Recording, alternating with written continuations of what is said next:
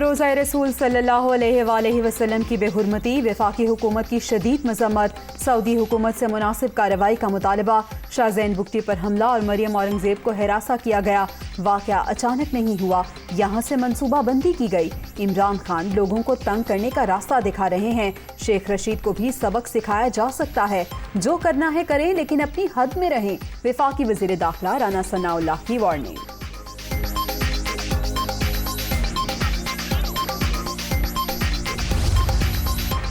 مسجد نبوی کے واقعے سے لاکھوں مسلمانوں کی دل آزاری ہوئی۔ خان صاحب اور کتنی نفرت کی سیاست، قوم کو اور کتنا تقسیم کریں گے؟ حکومتیں آتی جاتی رہتی ہیں، اب حوصلہ سیکھ لیں۔ عمران خان مدینے کا نام لے کر مدینہ کی توہین کر رہے ہیں۔ ان کی سیاست غیر جمہوری ہے، ملک کا صدر اپوزیشن لیڈر بنا ہوا ہے۔ قمر زمان کائرہ کی تنقید۔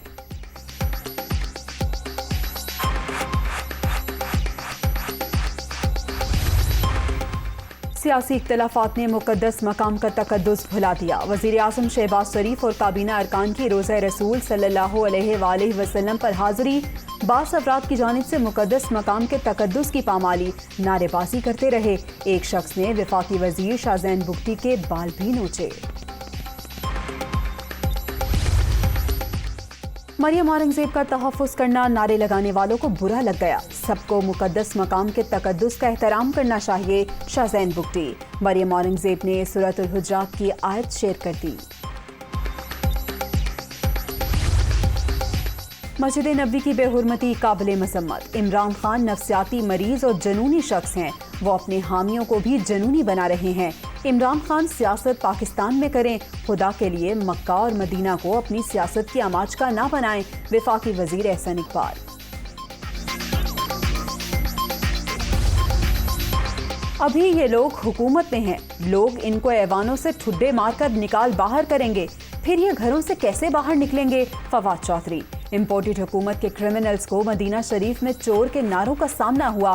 پی ٹی آئی رہنما شیری مزاری۔ مقدس مقامات کے تقدس کا احترام سب پر لازم ہے، اسد عمر۔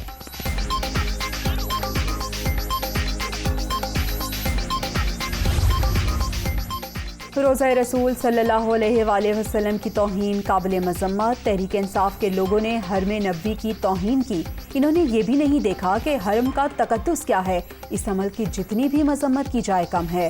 علماء کرام واقعے کی مذمت کریں، مولانا فضل الرحمان۔ مسجد نبوی میں نعرے بازی اور اسلام آباد واقعہ انتہائی افسوسناک۔ پی ٹی آئی کے قائدین نے گالم گلوچ اور کردار کشی کی ہمیشہ حوصلہ افزائی کی۔ ملک میں جو سیاسی کلچر پروان چڑھ رہا ہے وہ بہت ہی خطرناک ہے۔ عمران خان اپنی تقریروں میں مخالفین کا نام لے کر لوگوں کو اکسا رہے ہیں، شیری رحمان۔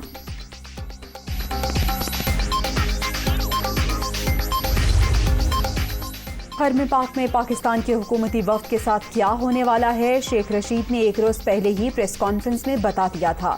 یہ لوگ جب حرم پاک جائیں گے تو لوگ ان سے کیا سلوک کرتے ہیں؟ سابق وزیر داخلہ۔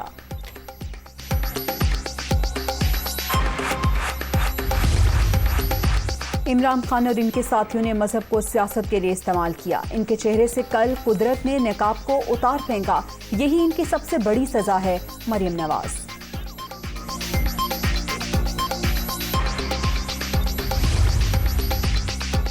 ریاست مدینہ کے دعوے داروں نے مدینے کا تقدس پامال کیا۔ واقعہ منصوبے کے تحت ہوا، جس کا شیخ رشید نے پہلے بتا دیا۔ وفاقی وزیر خرم دستگیر کی پریس کانفرنس۔ ہمارا پالا ان لوگوں سے ہے جنہیں روزہ رسول صلی اللہ علیہ وآلہ وسلم کا احترام نہیں۔ انہیں بھرپور جواب دے سکتے ہیں، لیکن ہم پرامن لوگ ہیں۔ عطا تارڑ کا رد عمل۔ دورہ سعودی عرب میں 6 سے 8 ارب ڈالر کا ریلیف پیکج ملنے کی امید۔ وزیر اعظم شہباز شریف کی سعودی قیادت سے آج اہم ملاقاتیں شیڈول۔ باہمی دلچسپی، علاقائی اور بین الاقوامی امور پر بھی بات چیت ہوگی۔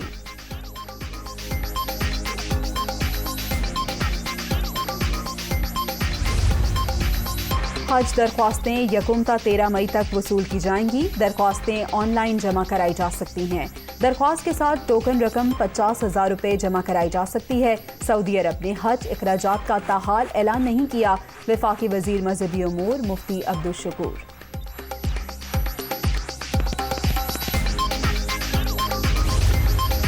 عمران خان کا شریف خاندان کی کرپشن پر وائٹ پیپر شائع کرنے کا اعلان، تمام لوگوں کو اسلام آباد آنے کے لیے تیار کیا جائے، مافیا ہمارے اوپر مسلط کیا گیا، بیرون ملک کی سازش کو ناکام بنانا ہے، چیئرمین پی ٹی آئی کا ملتان میں ورکرز کنونشن سے خطاب۔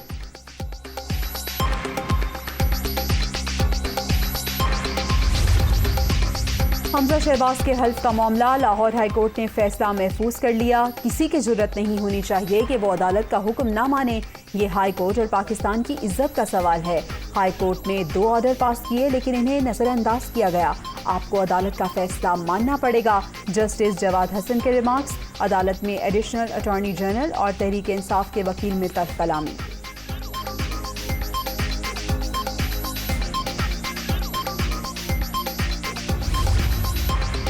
ویڈیو سکینڈل میں یوسف رضا گیلانی کے خلاف پی ٹی آئی کی درخواست خارج، الیکشن کمیشن نے محفوظ فیصلہ سنا دیا، پیپلز پارٹی سینیٹر کے خلاف براہ راست کوئی شواہد نہیں، کیس بارے حقائق ٹھیک پیش نہیں کیے گئے، فیصلہ 1 مہینہ بھی محفوظ نہیں رہا۔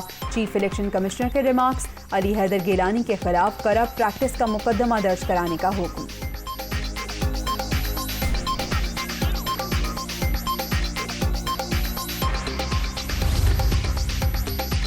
ملک بھر میں بجلی بحران شدت اختیار کر گیا، لاہور شہر میں 5 سے 6 گھنٹے، دیہی علاقوں میں دورانیہ 12 گھنٹے تک پہنچ گیا، کراچی میں 8 سے 12 گھنٹے، راولپنڈی میں 14 گھنٹے تک لوڈ شیڈنگ، فیصل آباد میں 8 سے 10 گھنٹے بتی غائب، شہریوں کے معمولات زندگی بری طرح متاثر، روزہ داروں کو مشکلات، حکومت کچھ تو خیال کرے، بدترین لوڈ شیڈنگ سے شہری بلبلا اٹھے۔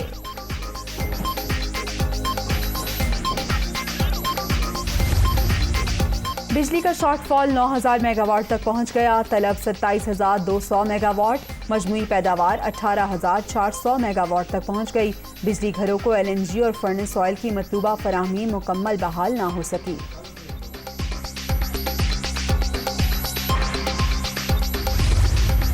وفاقی وزیر بجلی نے لوڈ شیڈنگ کا ملبہ عمران حکومت پر ڈال دیا، ایندھن کی عدم دستیابی کے باعث بجلی پیدا نہیں ہو رہی، اگلے 10 دن تک لوڈ شیڈنگ میں کمی آ جائے گی، خرم دستگیر کا دلاسا۔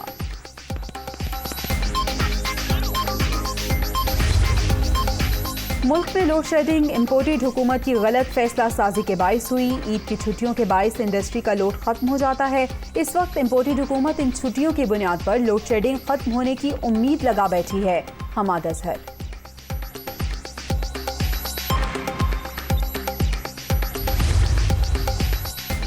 بجلی کے ساتھ پانی بحران بھی سر اٹھانے لگا، تربیلا اور منگلا ڈیم میں بھی پانی کا ذخیرہ ختم، گرمی کی لہر کے باوجود دریاؤں میں پانی کا بہاؤ انتہائی کم، پنجاب اور سندھ کو پانی کے 54% شارٹ فال کا سامنا ہے، ارسال۔ اور سعودی عرب میں کل شوال کا چاند نظر آنے کے امکانات کم، ماہرین فلکیات نے پیشگوئی کر دی، شہری چاند نظر آنے کی صورت میں قریبی عدالت کو آگاہ کریں، سعودی سپریم کورٹ کی ہدایت، پاکستان میں چاند دیکھنے کے لیے رؤیت ہلال کمیٹی کا اجلاس اتوار کے روز شیڈول۔